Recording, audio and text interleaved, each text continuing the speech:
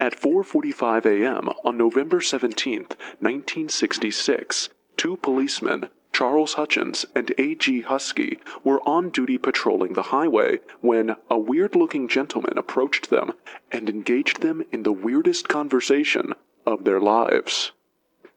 Their guest was a 4-foot-tall man with the body of a 12-year-old. He wore a weird outfit made from shiny metal and had a rather bizarre way of speaking, carefully picking his words and giving off absolutely no accent, such that neither Hutchins nor Husky could tell where this guy could be from.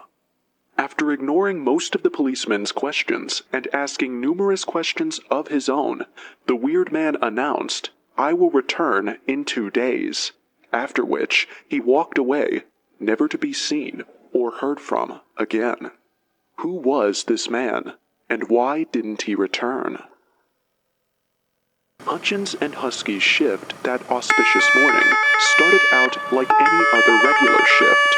The duo drove around, patrolling the West Buford Street extension in the rural section of Gaffney, South Carolina, like they did every other day.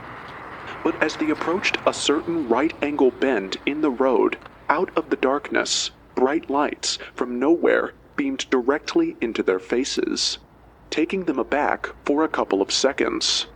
When the officers looked to the source of the light, they saw a metallic object, spherical in shape with a wide brim about 20 feet in diameter. The object had no portholes or visible light within it. It also barely touched the ground, hovering about 20 feet above instead.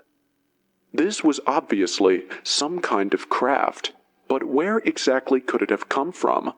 Hutchins and Husky continued to observe, stepping out of their patrol car to see the craft more clearly.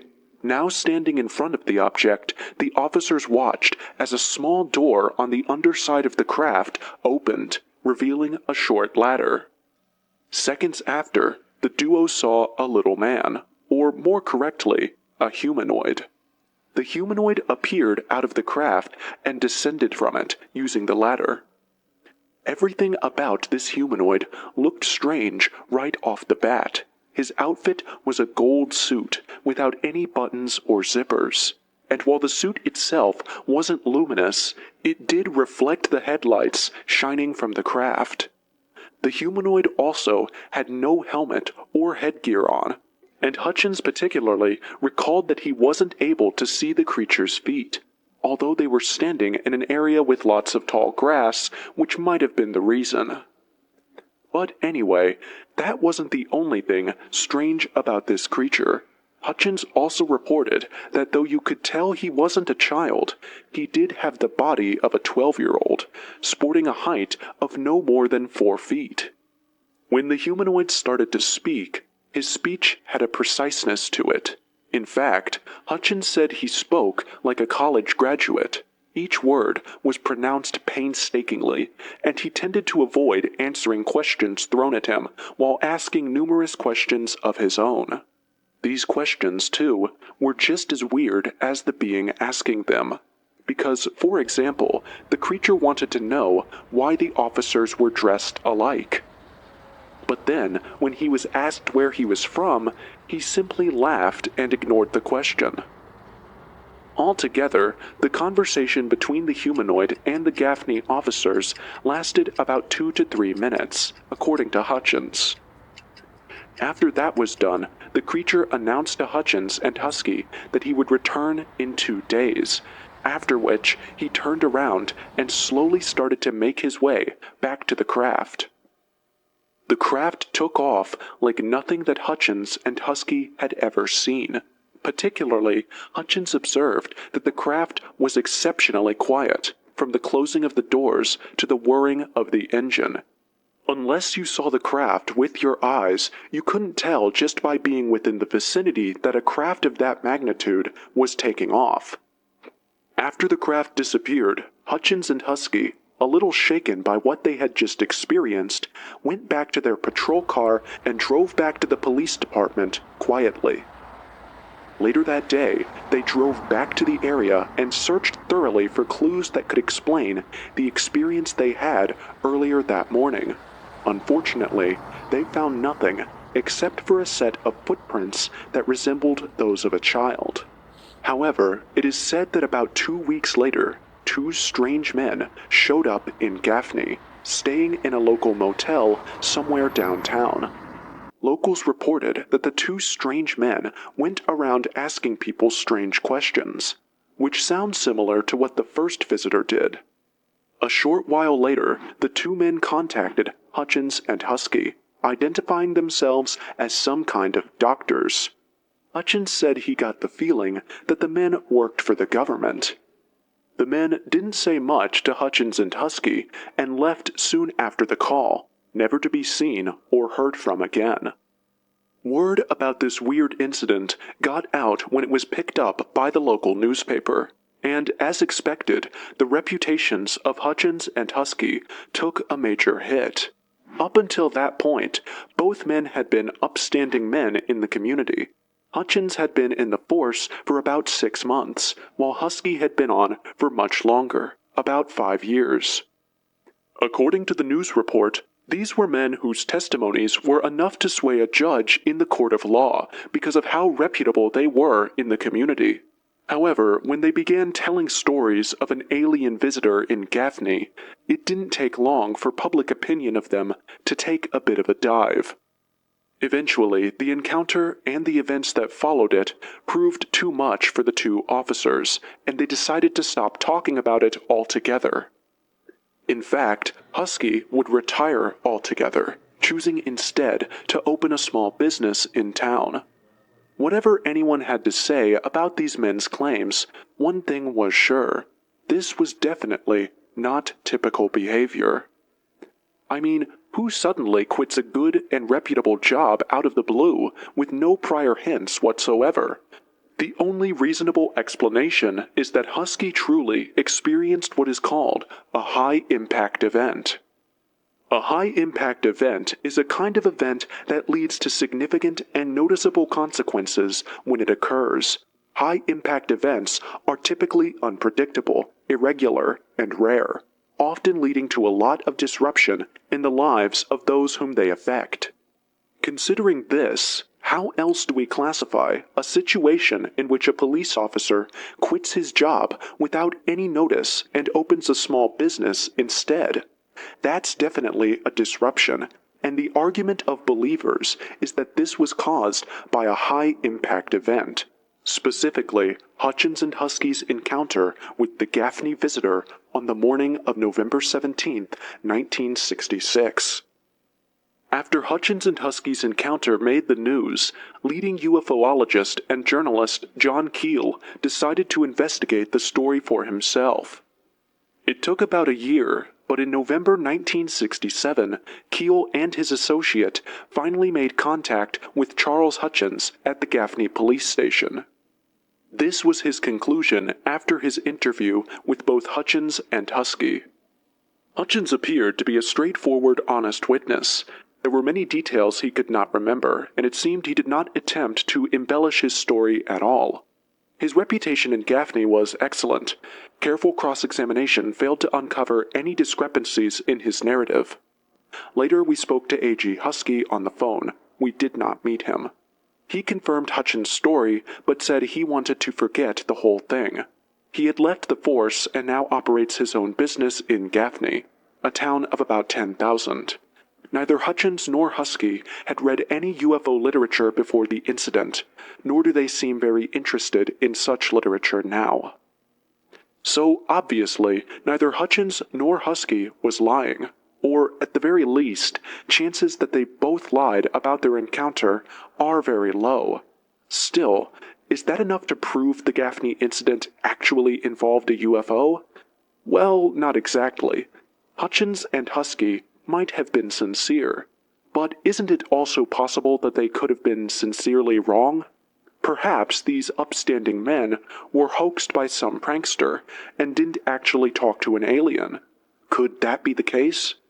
Well, as we examine the evidence, you'll find the chances that Hutchins and Husky were both hoaxed are quite unlikely. To begin with, the 1965 to 1967 period saw something of a UFO outbreak.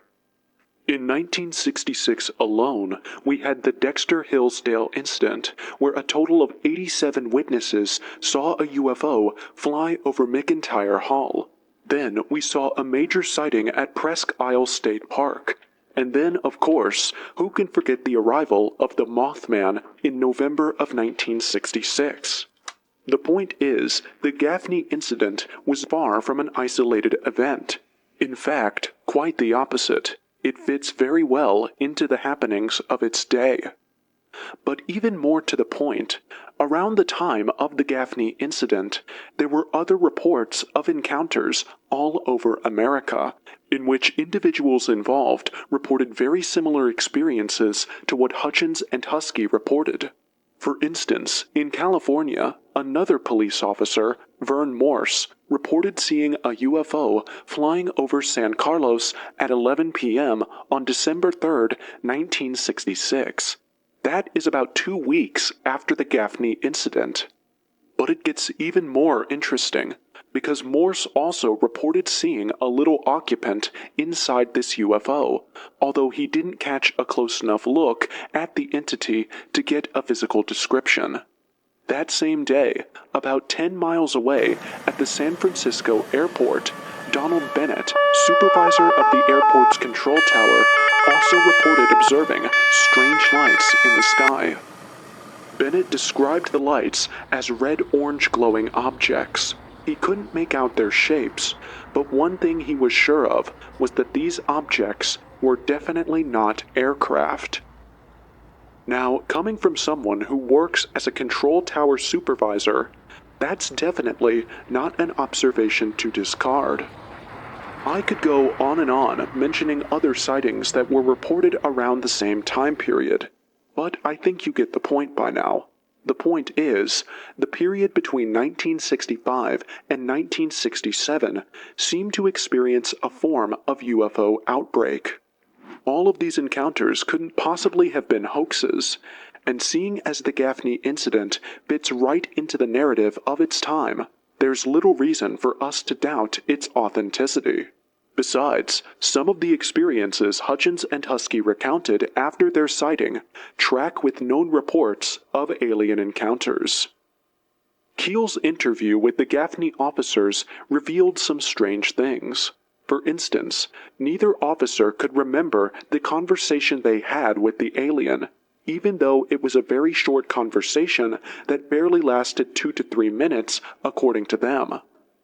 Now, how could they have forgotten a brief conversation with such a remarkable creature who appeared to them under mysterious circumstances? Well, as you're probably already familiar with, memory loss is a common experience with alien contactees. Memory loss and missing time.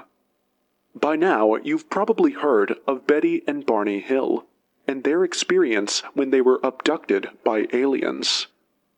The two had been driving back to New Hampshire from Montreal when they spotted a UFO trailing them. Shortly after, the UFO landed in front of them, and a couple of aliens approached their vehicle. That was the last thing they remembered before coming to and realizing that they were several miles away from where they saw the UFO, even though they had no recollection of driving that significantly long distance. To make matters worse, by the time they got home, they realized that they had lost close to 3 hours. That is, 3 hours of their trip they simply couldn't account for.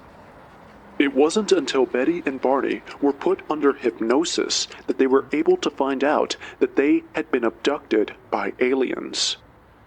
Now, to be clear, neither Hutchins nor Husky reported any missing time. But at the same time, you'd have to agree that an entity going through all that trouble to make an appearance and then going on to have nothing more than a 2-minute conversation is somewhat weird.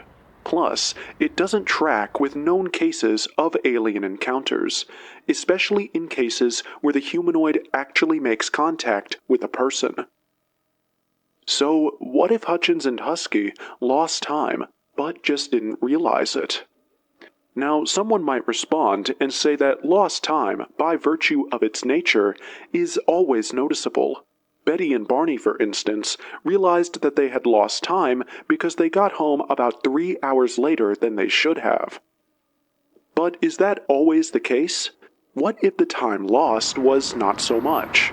Think about it. If the amount of time they lost was only 15 to 20 minutes, that's not a huge time gap.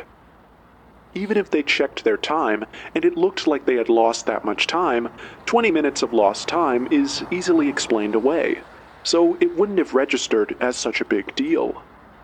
However, when you square it with the narrative Hutchins and Husky paint, it does make more sense to say that the alien arrived and talked with them for about 15 to 20 minutes, but then they forgot about it, just like most alien contactees often do. Of course, someone could say this is just conjecture, but we could argue that this conjecture is based on somewhat reliable data. On the one hand, we have data from alien contact testimonies, mentioning memory loss and missing time.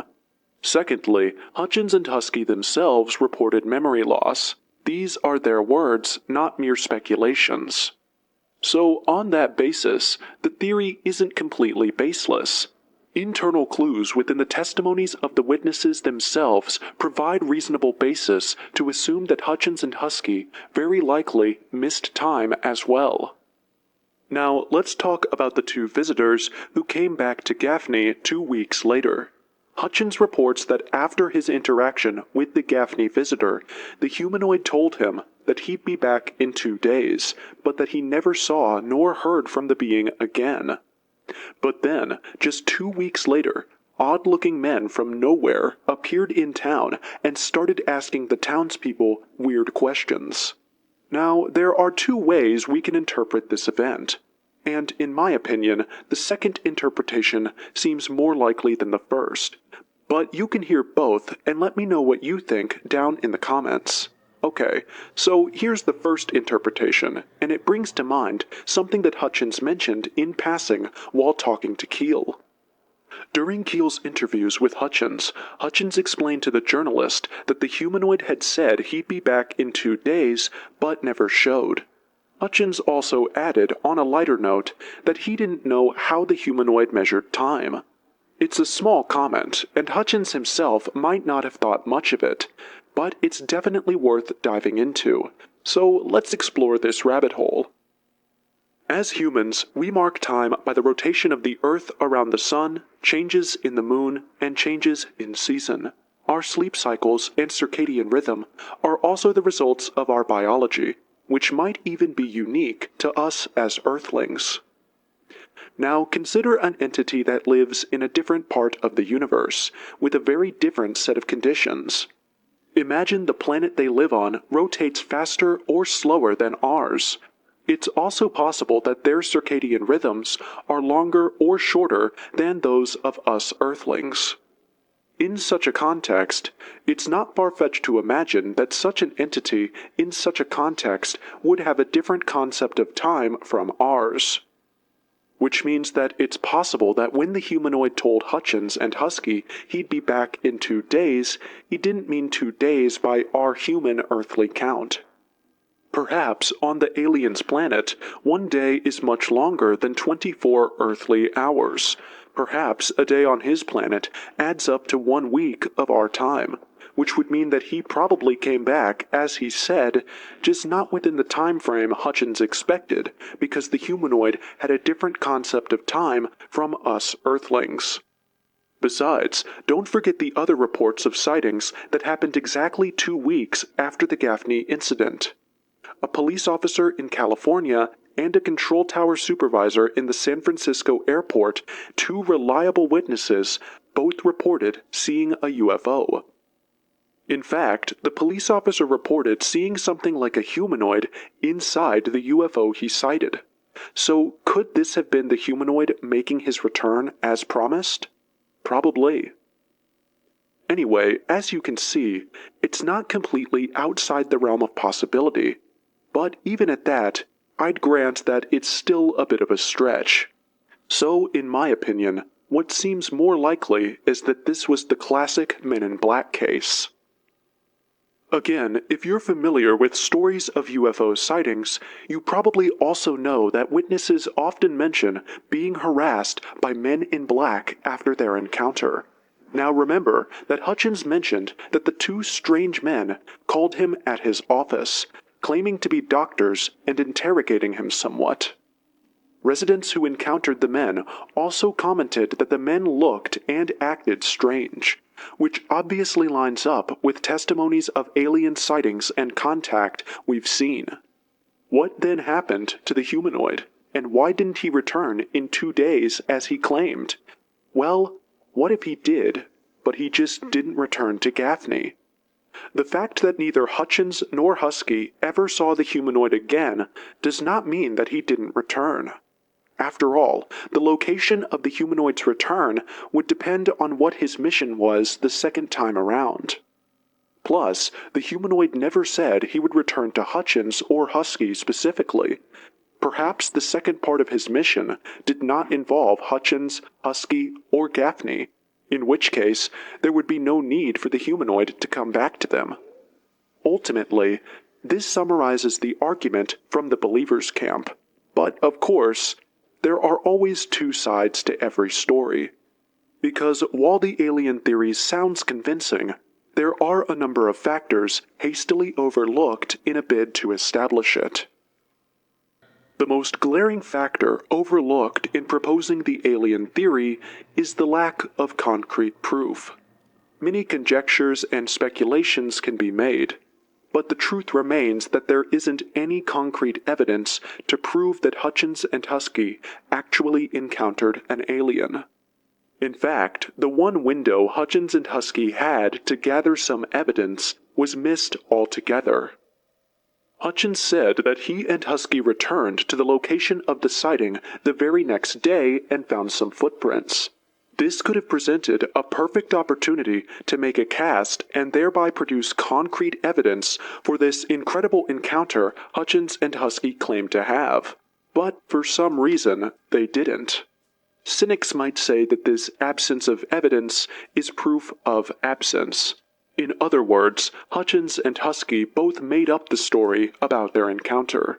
However, if we're going to give both men a fair shake, judging from their behavior after the encounter, we have to admit that it doesn't seem likely that they made up their encounter. What evidence seems to suggest is that these men sincerely experienced something. It's just that there are several other more realistic explanations within reach that could just as well explain the Gaffney incident without having to reach for a theory as incredible as an alien encounter. For instance, the two officers could have been suffering from electromagnetic field-induced hallucinations. It's been observed that the brain tends to experience electrical spikes when a person is in or around a strong electromagnetic field. These spikes could cause severe hallucinations or even seizures in extreme cases. And who's to say that that isn't what happened to Hutchins and Husky? You could say it's far-fetched, but if you want to dismiss this theory on that basis, then you'd have to dismiss the alien theory as well, because both theories are similarly hard to prove. Another explanation some might give is that the UFO and the humanoid that stepped out of it were simply part of a secret government project. And to be honest, the government has definitely earned its reputation on that score. I mean, MK Ultra, anybody? Still, if you ask me, this theory is quite far-fetched, but maybe you have a different opinion. Let me know down in the comments. Meanwhile, what I find even more problematic for the alien theory is the lack of supporting witnesses. Of course, this singular fact does not discredit Hutchins and Husky's testimony. But with no concrete evidence, the lack of independent witnesses to authenticate the officer's sightings makes the alien theory that much harder to prove. Sure, it was reported that two strange men appeared in Gaffney 2 weeks later, stayed in a local motel, and then went around town asking people strange questions. But there's no proof of that. No specific name was ever given for the motel, no motel receipts, and no specific person came forward to say that they were questioned by any strange men. Nothing at all of the sort. Just the words of a report in a magazine. There's just not enough evidence to prove that the Gaffney incident was indeed an alien sighting. In fact, while we're on this point, there's even hardly any information about this incident online at all. Just brief mentions in a couple of publications and the investigative report by John Keel. Of course, there's no way to prove without a doubt that Hutchins and Husky didn't encounter an alien. That's the burden of proving a negative. Nevertheless, when we take all the counter-arguments presented by the skeptical side, you've got to admit that the skeptics make a good point. Believing these two Gaffney officers saw an alien requires a huge leap of faith. But that's the thing with this incident. Even disbelieving the Gaffney officers also requires a leap of faith. Everything they did and said after their alleged encounter is consistent with what you'd expect from someone who really had an encounter as disruptive as an alien visitation. Not once did the two officers change their story.